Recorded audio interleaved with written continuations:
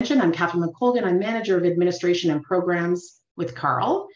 Before we begin, please note that simultaneous translation, we are trying to get it done. There is an interpretation button at the bottom of your screen. And so we hope that something is working, but we'll keep our eye on that and just let us know if there's anything that doesn't end up coming through. We'll try to fix it. Comme j'ai dit, une traduction simultanée et en français et en anglais disponible pour cette session. Et on espère que ça serait disponible sous peu. Vous pouvez l'accéder via l'icône d'interprétation dans le coin inférieur à droite de votre écran. I'd like to start by taking a moment to acknowledge that we are on that today's panelists and attendees are joining us from the unceded territories of many Indigenous peoples who have lived and worked on this land for millennia and continue to do so. My home and the Carl office are located in the National Capital Region of the country that we now know as Canada, and are built on the unceded Algonquin-Anishinaabe territory. We welcome to add your own acknowledgements into the chat and to honor and recognize the ongoing contributions of the First Peoples of these lands. I would also like to take this opportunity to go over the logistics for the session. Participants have been muted upon entry. You are encouraged to type your questions using the Q&A feature at the bottom of your screen. Links to the Carl Code of Conduct have been included at the beginning of the chat thread, and the organizers of the webinar are committed to providing a welcoming, professionally engaging, and safe experience. If you have any questions or concerns, please contact Susan Haig, Carl's Executive Director, and her contact info has also been listed in the chat.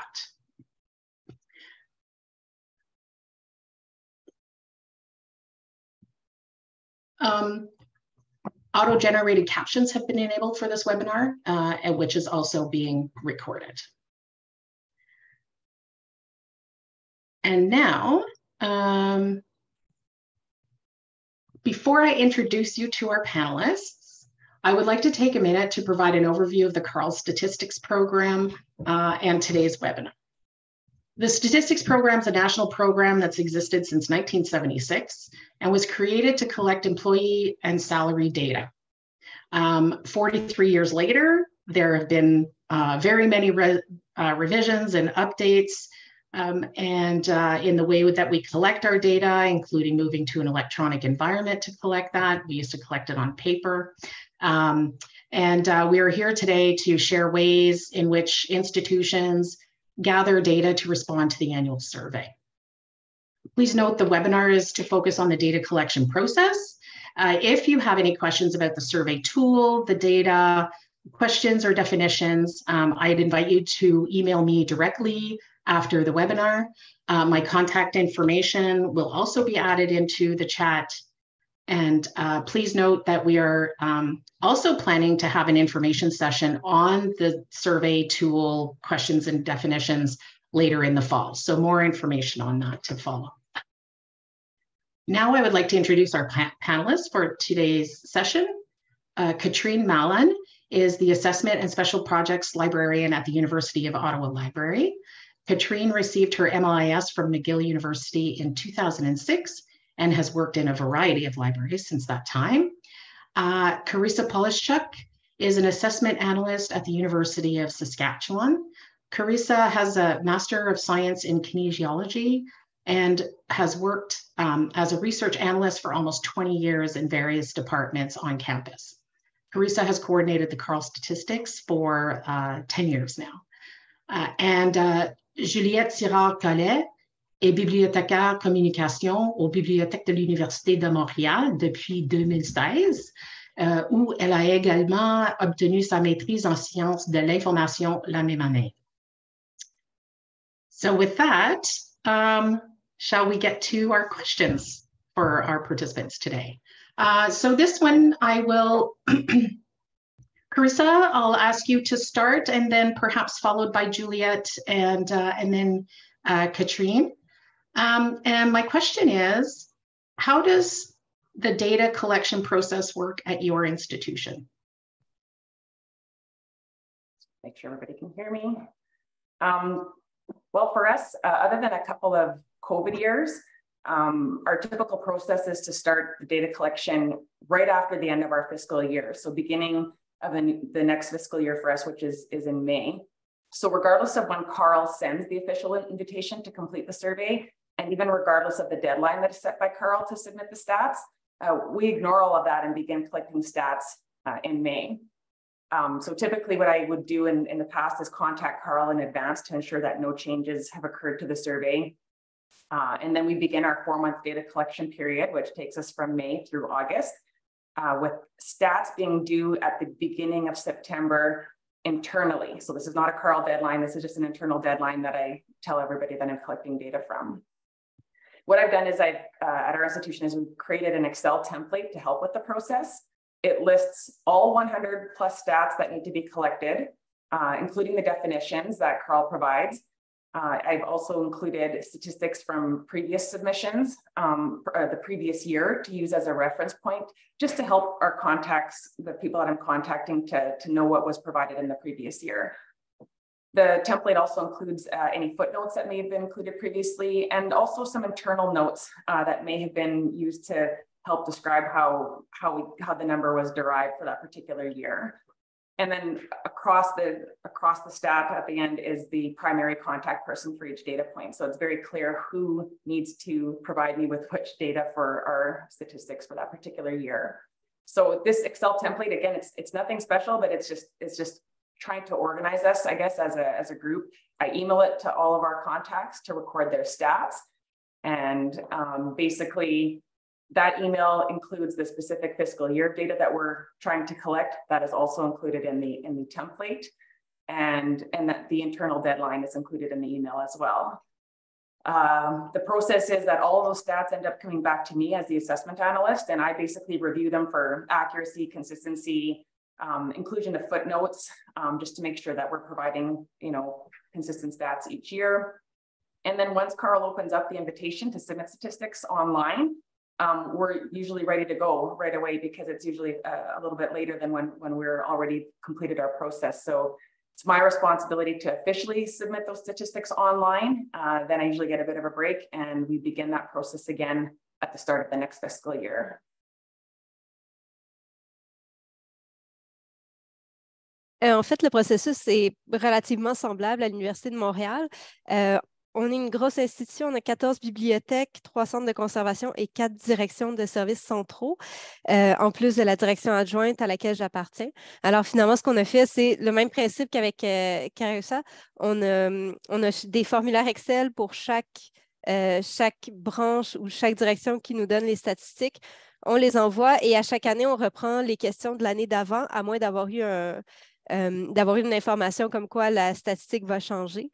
Le formulaire comprend les définitions et comprend un espace pour mettre les notes. Donc, par exemple, cette année, le compteur d'entrée était brisé pour une certaine période, alors il n'y a pas d'entrée ou le chiffre va être beaucoup plus bas, ce genre de choses-là. Et c'est envoyé également en mai, généralement fin avril ou en mai, et puis on a la date limite à peu près en septembre, un peu comme en Saskatchewan. Alors, en fait, c'est la même chose. La seule différence, c'est que nous, pendant l'été, on a une période de compilation. Comme il y a plusieurs directions et plusieurs bibliothèques qui nous donnent des statistiques, on doit les compiler pour donner, en fait, par exemple, un seul chiffre pour la fréquentation, un seul chiffre pour les formations, ce genre de choses-là. Alors, voilà, c'est fait à la direction adjointe pour la compilation. C'est peut-être la seule différence d'avec la Saskatchewan. Very similar process takes place at the University of Ottawa. We start early, we try to finish early. Starting early really helps identify those numbers that are harder to get at, right? So like you're getting ahead of the game if there's some sort of delay that can't be avoided. And yeah, we have a spreadsheet that is really big, and we keep, I'm not sure if you said this, Carissa or Juliette, but we keep the same every year within the same spreadsheet, so you can see if a number is way off, identify that immediately as an anomaly, and then ask some more questions. I don't give anyone else access to that spreadsheet. I tried that one year saying, here's the spreadsheet, fill in your data. But I email the individuals responsible for submitting that data individually. And I found that increases participation, I guess, in the program. Yeah. Because they feel, they've been identified very directly as the person responsible for submitting the data. And in some instances, I've tried this the last 2 years by implementing a few other systems. For example, LibInsight we use to gather things like monthly gate count stats and whatnot. And so because those systems are being updated monthly, I can just go in at the end of, on May 1st and just grab some of those numbers myself. So we have set up some monthly kind of protocols, I guess, for an ongoing submission, which has taken the pressure off some other areas feeling overwhelmed by having to submit that data. Great, thank you both. All three, sorry. On to the next question. How many people are engaged in the data collection process at your institution? And could you describe a little bit of, so Katherine, you went there a little bit, but could you describe sort of what their roles are in that process? And we'll start with Juliette, and then we'll go to Katherine, and then to Carissa. Oui, alors à l'université, en fait, il y a 3 personnes dans l'équipe de la direction adjointe qui travaillent, donc, dont moi, qui travaille à l'élaboration des formulaires et également à la compilation des statistiques et la vérification des écarts d'une année à l'autre. Puis je dirais que, par exemple, pour les gens qui reçoivent les formulaires et qui nous fournissent les données de base, à peu près une quinzaine de personnes. Donc, c'est quand même beaucoup de gens, finalement, qui vont nous donner donc dans les différents secteurs qui vont produire les statistiques dont on a besoin. Et aussi, il y a de la prise de statistiques par tous les employés, par exemple, qui font de la référence, qui l'entrent dans le logiciel LibAnswers, donc à chaque année. Et à la fin de l'année, on peut aller extraire ces données-là.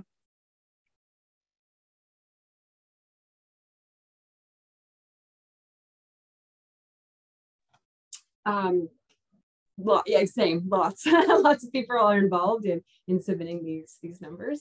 At least, yeah, I didn't count. I should have between 15 and 20 probably. And of course, this data, I think one thing I've tried to really message within my organization is that everyone is responsible. Like many people are responsible for or participate in the data collection program, just by doing their work, in some respects, right? That's kind of creating the data. So, but directly responsible for submitting data, I'd say between 15 and 20.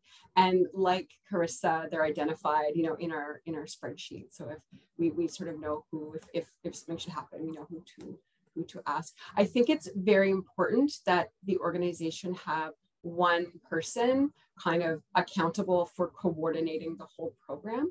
I think that would make, if that's not occurring in an institution, like I think it's really important, because otherwise everyone's responsible, no one's responsible. So even though there are many people involved, it's important to have one coordinator. Yeah, and at the University of Saskatchewan, my role as the assessment analyst is responsible for coordinating the process with approximately 25 library employees, but that includes primary and secondary contacts, because some stats have 2 or 3 people that are kind of working together, but it's approximately 25 people who are either data experts in their fields or just have access to the data and understand it more than obviously myself. And it ranges. We've got everyone from assistant deans to an associate director, operations managers, supervisors, librarians, library assistants, a number of analysts like system analysts, financial analysts, programmer analysts. All of these people are providing the stats each year. So it's quite a team effort to put it together each year. And then similar to what you were saying, Katherine, I myself as the assessment analyst am responsible for providing stats as well. And that's increased over the years as we put in new systems. So I have access to certain reports. So for example, I can get access to total courses offered, student enrollment, an area of library spaces. I have access to some of those reports and systems. There's systems that track data that I have access to, like HR for personnel, FTE, and we have a people counting system for gate count. So I'm responsible for pulling that data out of the system. And then we have other systems where other library employees are tracking the data throughout the year. So for example, instruction and reference transactions. We have systems in place where others are tracking that, but then I'm responsible for pulling the data out and summarizing it and providing Carl with the total for each year.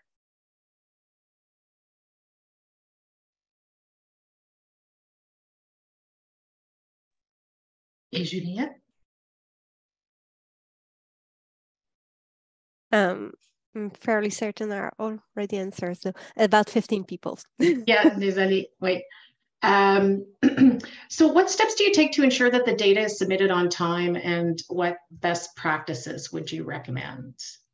So as Carissa and I both mentioned earlier, I kind of jumped the gun on this one. I think it's so important to start early. So May 1st, and I would say start the process, start communicating with those individuals within the organization that need to submit. Set a deadline. You can make it up, right? You can control the process to a great extent. And one of the main advantages of starting immediately at the end of the fiscal year is that the year just ended. And so it's fresh in everyone's mind. We're talking about things that just happened. So if there's any kind of weird question that comes up, you can remember what just happened, right? And most people will still, there's a lot of, people coming and going within organizations or changing jobs. And so the likelihood that the people responsible for collecting that data are still in their same job is a little bit higher. So just, have a deadline kind of in September, early September, giving people the whole summer. Also, people in academic libraries, we tend to have, there's that academic year cycle, right? And so things calm down in the summer and people will have the time to sit down and compile or collect that data if it's not readily available, instead of in the throes of the academic year when it's going to feel, more stressful to meet such a deadline.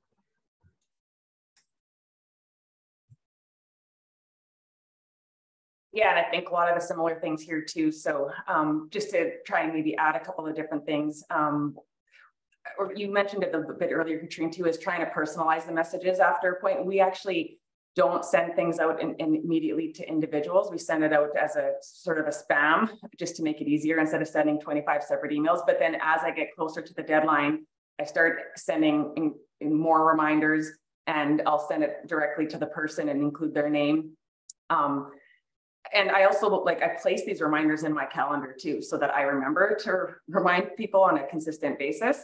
One of the things that I found worked really well this year, and it's going to change our process for this next year, is for the people that just continue to ignore me and all of my email messages, I sent a Teams message, Microsoft Teams message, and within minutes, I had the 4 or 5 people that I couldn't get to respond to me. They responded with every excuse in the book for why they hadn't listened to those emails, but it worked really, really well. And so it worked so well that for the next round of stats, I actually want to start with a Teams message saying, hey, pay attention to your email. You're going to get an email from me about Carl, because I think the biggest challenge is just ensuring that they are aware that the email you're sending is something you need to pay attention to. I include action required on the subject line, and I know that can be controversial, but I do include that. And the first line of my email says, you are receiving this email because you are listed as a primary contact for stats that need to be submitted to Carl. So it's very clear, but still some people won't pay attention to that. And other than that, like I said, things just to help the process, we've talked about it already, having some sort of a template that makes it easy for them to submit the data back to you, and starting the process early. I just can't emphasize that enough. You start early, then you have time for any of these delays as you go through the process.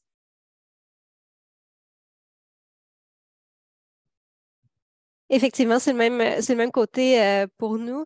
C'est vraiment donc d'avoir quelque chose qui commence assez tôt, qui laisse l'été pour que les gens puissent nous fournir les données et qu'on puisse les compiler également. Et il y a aussi l'aspect prévisibilité. Alors, ils s'attendent à chaque année en avril-mai qu'on leur envoie un courriel qui va leur dire « Voici les formulaires que vous devez remplir cette année. Merci de les remplir, c'est très important. » Ça aide un petit peu. Donc, les gens s'y attendent et le planifient dans leur projet, dans leur temps, qu'ils vont devoir nous fournir ces statistiques-là. Donc, des fois, par exemple, on les envoie et puis ils ont déjà commencé la collecte de leur côté par rapport à ce qu'on avait envoyé l'année d'avant. Donc, c'est vraiment très pratique aussi d'être toujours prévisible. Si vous l'envoyez toujours au même moment, les gens vont s'y attendre et vont commencer à prévoir du temps pour pouvoir vous aider ou vous répondre dans les temps.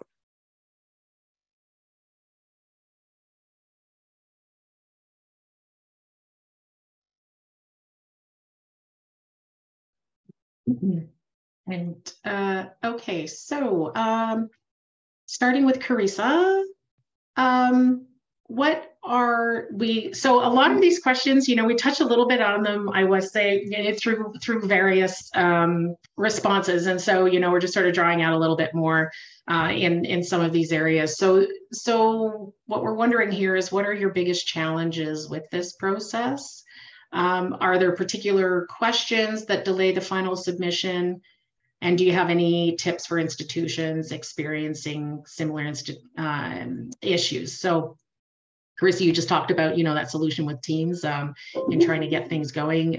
So anything else that you can add? Yeah, when I think about it, honestly, one of the things that I think is a challenge is that what's a priority for me isn't necessarily a priority for library employees. So anybody who understands that, you know, they're not my direct reports. I'm just simply asking a favor for them to provide these stats. So one of the things that I know early on when I started this 10 years ago, because I didn't even know what CARL stats were, I wasn't familiar. And I remember meeting with the employees and just stating the importance of, you know, this is a thing. We need to submit these stats. They are published. So it's not just a random request that's being asked of you. It's something that I'm going to be bothering you annually for. So if there's a way to document that process and make this easier in future years, just really trying to sell that process of it's published data. It's not just me asking for something internally. This is something that's important to the library, important to all Canadian libraries. So, and I actually do analyze the results, not analyze, I just sort of compare our institution with others. And I do a report that I post on our website annually as another, you know, reason that we're showing them that we're using the results too, not just submitting them. So again, a bit of a challenge with that process is the CARL data needs to be submitted or needs to be published. It would be much better if it was published sooner so that it could be usable to us. And Catherine, I know you and I have talked about this a couple of times, but you know, the stats are a bit behind. I think the most recent stats are 2018-19 that are available. That's a couple of years behind ARL. So we actually tend to rely on ARL more just because it's not as current. But we would love for CARL to be available because it has more rich data available than ARL. So that would be one of the things. There's not really any data that has delayed our final submission because we start the process so early, but there is some data that is a significant effort to collect. And I think most people would know this. Now, I'm not responsible for collecting all the data, but electronic usage in the management section, I understand is a nightmare to collect. This is the counter data and it takes a long, long time. I think open access is another area that's difficult to collect. And then area of the library and branches, depending on what you have at your institution, we were lucky to have facilities have this information for us, but it was extremely old. It was more than a decade old. And we've been working pretty much since the beginning of COVID to try and get this up to date. So admittedly, once we submitted something in that first year, we just sent the same thing the next year and we included that in our CARL footnote saying, we're including last year's data as a proxy for this year because we're not going to go through the whole process again of trying to update every single room. So internally, and it's a good place to maybe discuss this, but internally we are considering only updating certain stats like that, like maybe once in every 5 years or something, or maybe only when a space has been renovated, because currently we have some renovations occurring just because of the amount of time and effort. Even counting number of seats, for example, takes a tremendous effort. And if you counted it twice in the same day, you're not going to get the same number, right? So it's one of those things where how much effort do you put in? But that would be more part of the next conversation on stats that you're going to get into, Catherine, at a later webinar. So.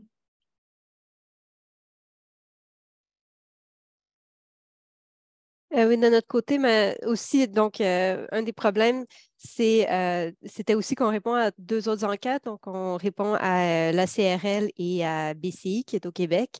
Ce qui aide, c'est vraiment de regrouper les demandes. Donc, on a mis ensemble tout ce qui est demandé dans les différentes enquêtes et on le demande une seule fois à tout le monde. Donc, ça réduit un peu le travail et on a aussi automatisé autant que possible de notre côté. Donc, on utilise les Bensers pour la prise de statistiques. Donc, automatiquement, après nous, on les tire de là, sont entrés par les employés tout au long de l'année.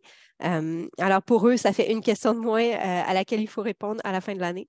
Et on a aussi toujours d'évaluer le temps nécessaire pour fournir les questions, pour fournir en fait les réponses aux questions. Et il y a des fois, donc par exemple, Cursa a parlé des surfaces, en fait. Nous, on donne juste un chiffre pour la surface totale. On ne donne pas le détail parce qu'en fait, ce qu'on s'était rendu compte, c'est que c'était beaucoup trop long, le travail qui était demandé par rapport aux gains qu'on avait. Alors, pour ces données-là, on met non disponible lorsque c'est impossible ou lorsque la charge de travail est beaucoup trop grande pour les équipes. Et on se concentre plus sur les données qui nous sont vraiment plus utiles.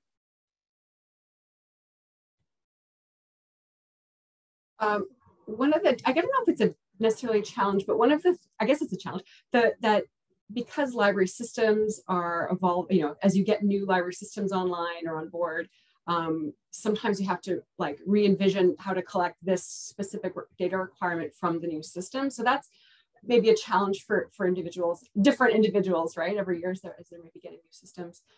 So just something to keep in mind. And I definitely have evolved my own process over the years, right?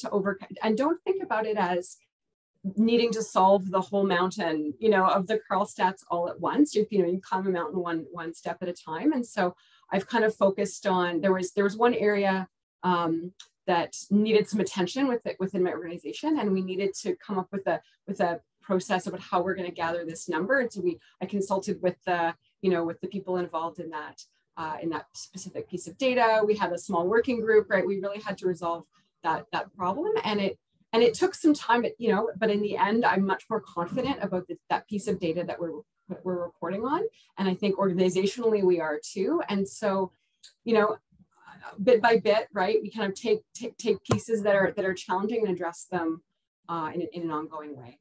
And I do agree with the library space square meterage piece. I was lucky that that our facility staff in the library were able to gather those measurements and whatnot during the COVID shutdowns. So they had some time, and the libraries were empty, so they were able to do it. But I'm going to reverse until we get a new library space, which we will do next year, and we'll just add that. So once you have that number, it doesn't change dramatically year over year, but then when you've opened a new library space.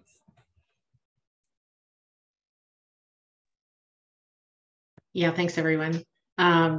So, adding on to that, what can Carl do to help with the process, and maybe give us, some ideas on what an ideal process or timeline could look like, or any other thoughts on the direction of the program?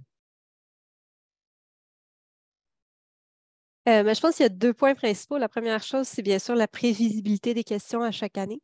Donc, plus l'enquête est stable, plus c'est facile de collecter les bonnes données à chaque année. Et également, si on peut les soumettre dès qu'on les a, c'est toujours pratique. Quitte à avoir un rappel justement en mai au moment où on commence le processus. Et je dirais bien sûr, c'est autant que possible d'avoir une justification pour les données qui sont demandées, parce que souvent, ça demande un gros effort. Et quand on contacte les gens dans les équipes et on leur demande, donne-moi ce truc-là qui va te prendre plusieurs heures à calculer. Et ce qu'on nous demande souvent, c'est pourquoi tu as besoin de ça. Et des fois, juste, j'en ai besoin pour l'enquête de l'ABRC, c'est pas suffisant. Donc, il faut demander à quoi va servir vraiment cette donnée-là, que c'est pas juste une lubie de statisticiens de demander tous ces détails-là qui sont en fait très coûteux en temps à collecter.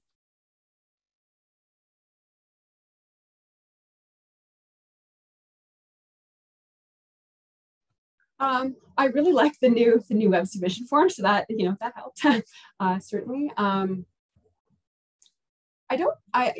think we've all talked about, the 3 of us have talked about shifting our own set of timelines, and if Carl changing the deadline a bit helps other organizations have the I don't know if the word is here, but feel more comfortable, like if setting the deadline earlier helps people get the work done, then that timeline could, could shift. That might help. Yeah, those are my two thoughts. Yeah, I think I would love it if Carl took a look at the fiscal year for all other institutions and then planned the schedule accordingly. If we're all sort of similar, have similar fiscal years, which I don't know if we do or don't, but if it is similar, then you could start the invitation process early. So for somebody new that's first time completing the stats, they would get that early and give like 4 to 6 months to complete those stats. So wherever that takes us to the end of the year, but I would love to see it be a hard deadline like ARL is piloting this year. I don't know if that will work for Carl. I don't know if it's going to work for ARL, but it's something that's being tried. And I personally would love to see that. And in addition to that, I would love to see a standard deadline for when Carl reports are published. And I'm not going to suggest a time of when that would be, but it would just be nice to know, like April of every year, the stats are coming out. So whether you submit it or, whatever the deadline is you can expect to see this in April so that we can plan around when we can use those stats. That would be ideal for me and our institution. Yeah, I'll just echo that, Carissa. I think that's a good idea. And I think that would help, as it's come up in this conversation, help our colleagues understand the value of these numbers, because it is, as Juliette mentioned, like it's a very expensive process in terms of time. Like we think about the value of the time. So having them ready to support evidence-based decision-making would be ideal.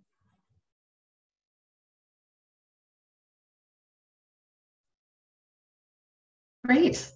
So that's the end of the questions that we have for the panelists. I did get a couple of questions in the Q&A that one is for the panelists and one is for directed at participants.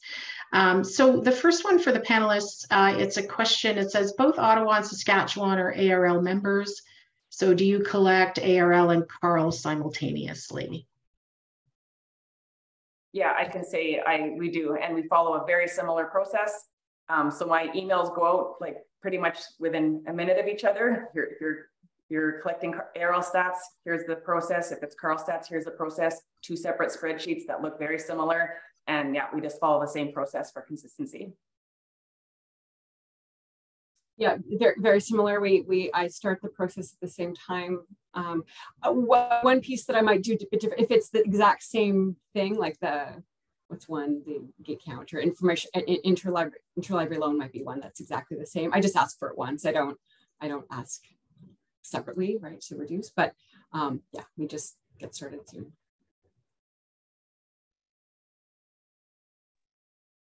Well, we certainly try to align them to save double counting, that's for sure.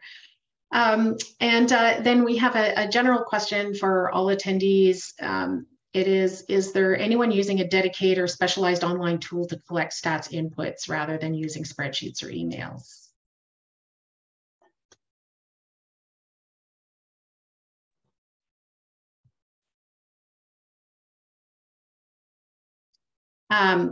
Okay, we have some institutions use JUSP aggregator to harvest Counter 5 reports, or simply use Sushi with the WMS license module.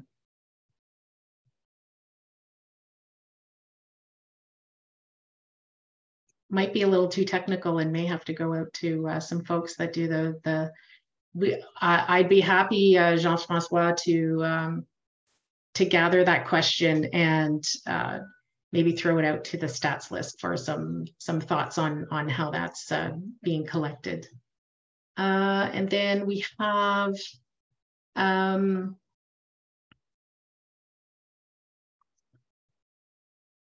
okay, so this one is a little bit slightly different. It said, what are your thoughts on developing standardized tools for data collection to implement within institutions to improve consistency across institutions? So for example, recently saw someone shared a CARL dashboard in Alma Analytics community, maybe the Omni group question. I thought it was great.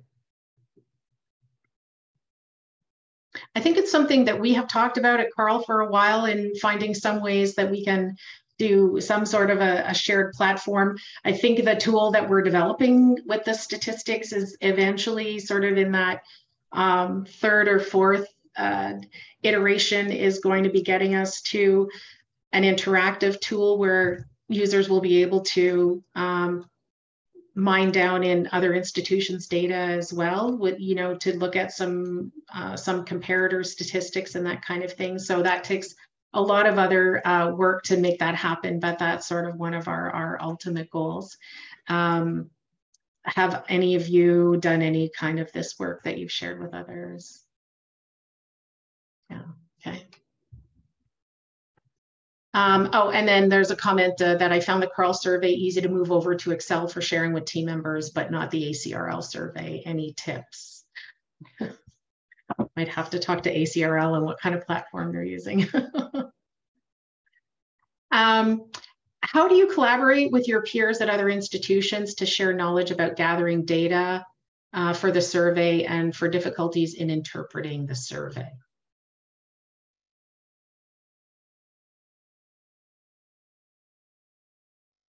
Because to be honest, I don't necessarily think that I've done that. I think when there's been issues with definitions or exactly how to interpret the data or like the data that we're submitting, I've often just gone straight to CARL and asked those questions, and just to make sure, because I mean, you can ask another institution, but we may be interpreting things different ways. And so I know anytime I get asked a question, because again, for many of the data points, I'm not an expert in it.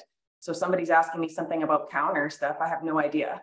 And so I would pass that on to you, Catherine, and either you respond or somebody else responds. So I've always appreciated CARL's response to those questions, because it's sort of like my last ditch effort to try and clarify this for my own team is to get that clarification right from the top with CARL.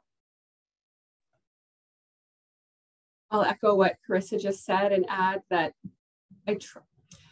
when the new survey came out and I communicated it to my colleagues, and there was a lot of kind of the desire locally to, so they didn't like some of the definitions, let's put it that way. So there was a desire to kind of like reinterpret for the, you know, for what we wanted it to mean, right? And so, and I understand, you know, I sympathized with my colleagues in that respect, but I kept coming back to, this is what we're being asked for, this is the definition, let's not like there was some wanting to like wordsmith for our local, whatever. And I really, so I'm not sure if I'm answering the question, but like, I try to stick to as close, you know, stick to the definition. If we do have clarification, CARL is extremely responsive. So in helping clarify points that I've had in the past. So yeah, it's really, that's one of the things I've done. One thing, you know, that I had hoped that people would take advantage of is the statistics listserv, where we communicate, you know, when the survey's open and that kind of thing, to use that as a Q&A. If someone's struggling with a question, to use that listserv to just throw the question out there to anyone that's on that might be able to help.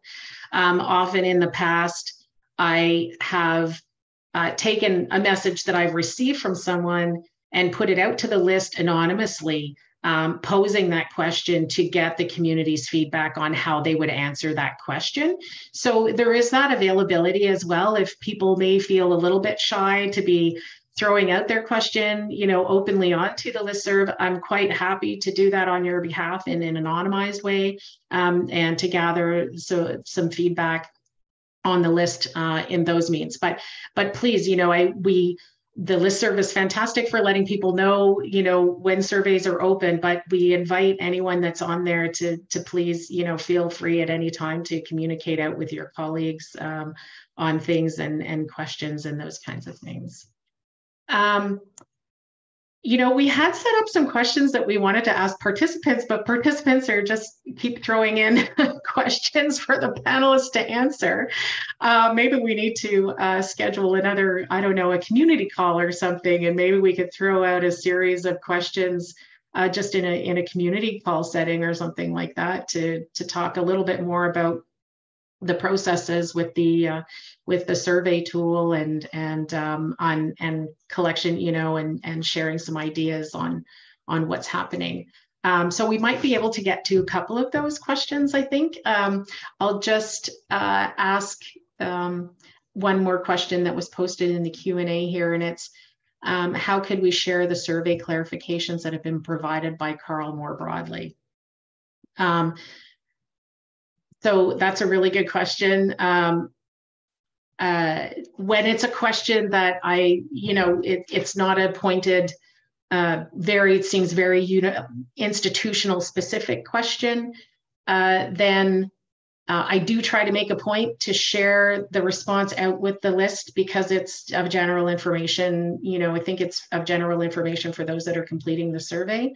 But to be honest, it's not in a consistent way. So that's a very good suggestion to make a point that when we're looking at something more as an analysis or it's a broader question, that we share those responses, the questions and the responses out to the listserv.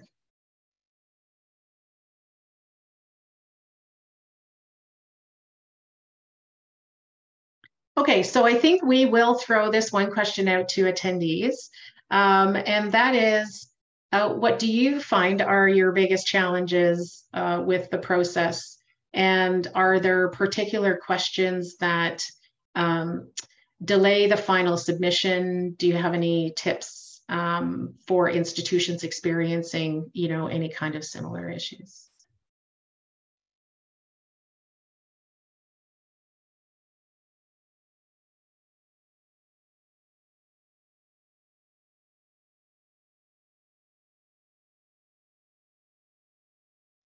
And I will say that everyone was muted on entering, so I'm just unmuting folks so you can just jump in at any time, or please feel free to throw something into the chat if you would like to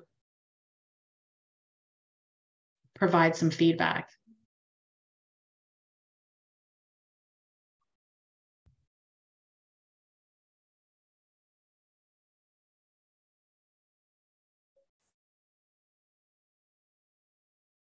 So there's a suggestion perhaps using an FAQ rather than the listserv for general questions.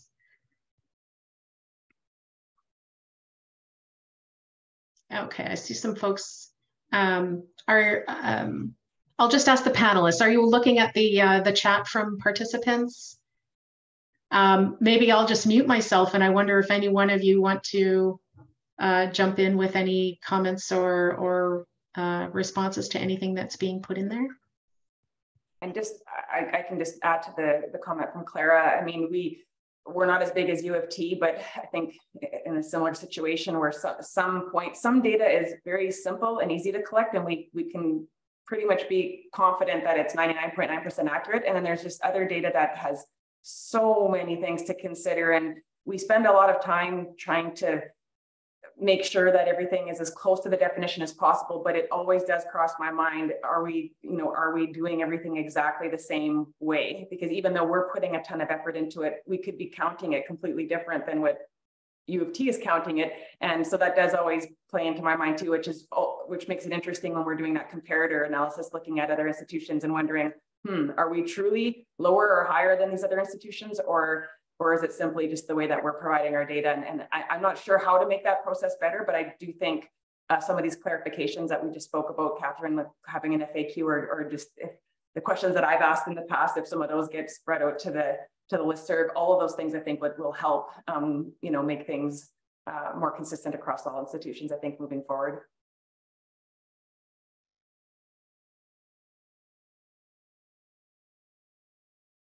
So I had raised my hand. I didn't know if it was my turn. Yeah, please go ahead. Okay, thanks, Catherine. This is Natalie Jick from SFU. A couple of things. Someone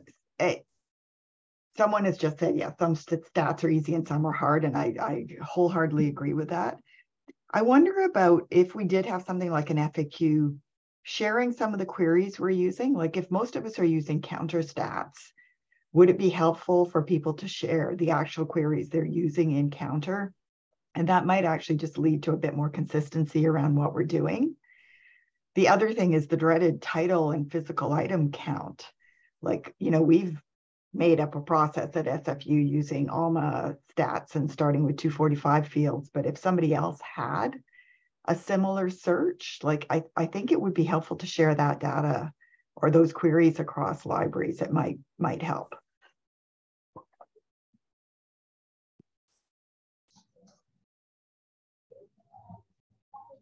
Clara, go ahead. Thanks, and thanks to the panelists for echoing a lot of things that we're feeling and thinking and seeing it locally at U of T. I just wanted to share with the community, because you'll see the published stats and you'll see this anyway. So just a heads up, we really struggled with implementing the revised and expanded survey and being able to gather that many indicators across this many libraries. And that unfortunately coincided with a leave where I was away for a year. And so the decision was made that for the foreseeable future, U of T will only be reporting in the CARL survey things that we are already reporting in the ARL survey. So we're just matching the questions, and wherever it's the same question, we'll report to both. And wherever it's not, we're not going to be able to collect new data. So unfortunately, I know that affects other institutions who want to be able to compare, and I hope over time we'll be able to have the resources to capture more, but right now it's just not possible for us. And so I just wondered if anybody else was in the same situation, or if everybody else is finding it doable. I know we're kind of unique on scale.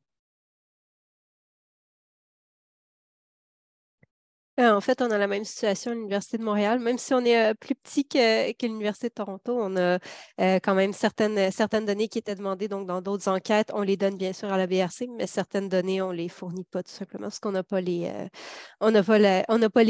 ni le budget pour fournir ce genre de données-là. Donc, c'est malheureux, mais oui, il y a effectivement des fois où on ne peut juste pas fournir la donnée. Il faut se concentrer sur quelque chose pour lesquels les équipes sont capables de fournir de façon précise et exacte. Aussi, parce qu'une donnée qui est juste donnée, calculée un peu à la va-vite, ça ne veut pas dire grand-chose quand on la compare à d'autres. Donc, c'est bien sûr juste les données qui sont exactes qu'on essaie de fournir. C'est un peu le même principe que vous.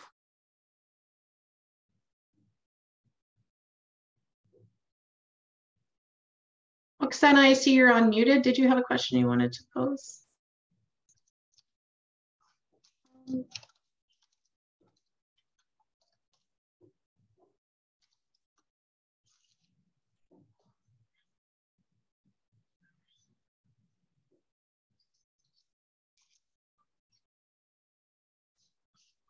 Okay.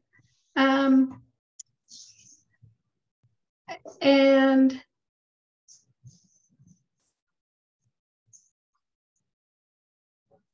Carissa, did you want to? I'm sorry, I'm just scanning the chat, which is quite active, which is really great. Thank you. And just making sure that we're not missing. If someone has thrown a question into the chat that we haven't seen yet, I just invite you to unmute yourself and put the question out to the panel, please.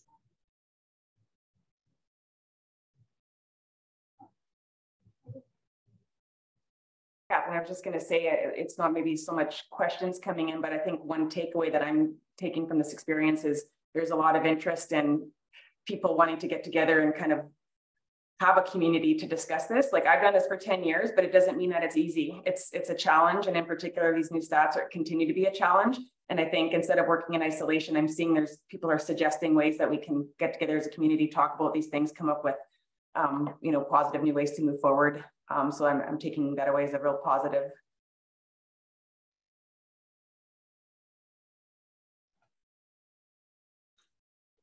Yeah, I think that's an excellent idea. Maybe we can take a look at doing, Carl does a few cross-country chats in communities of practice in other areas. And so maybe this is something that we could explore to do on a regular basis for the statistics community, and to be able to engage, in open, free-flowing Zoom calls, or structured, however we wanted to make them, to enable that to happen.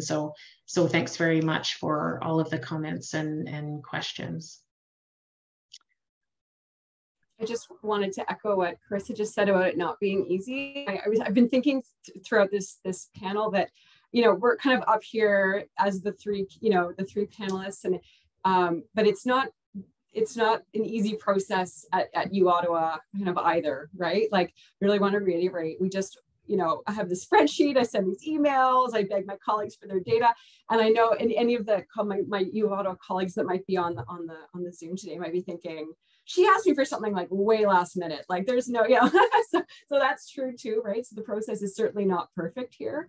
And I noticed someone in the chat talking about ALMA and implementing ALMA and the change. That has been a major challenge, and not an obstacle, but it's been a challenge because we've had to revisit, you know, how we're getting this or that number out of ALMA. And the first year there was a big footnote, right, where you know, accounting for a new number. So yeah, it's not easy anywhere. And I think working more together is a great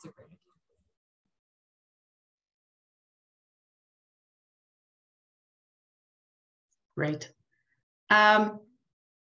We're just at 2 minutes to the hour, so thanks very much, everyone, for you know, sort of making up on the time. And again, we apologize for the delay and the problems that we had with simultaneous translation today. It befuddled us entirely for some entirely unknown reason. So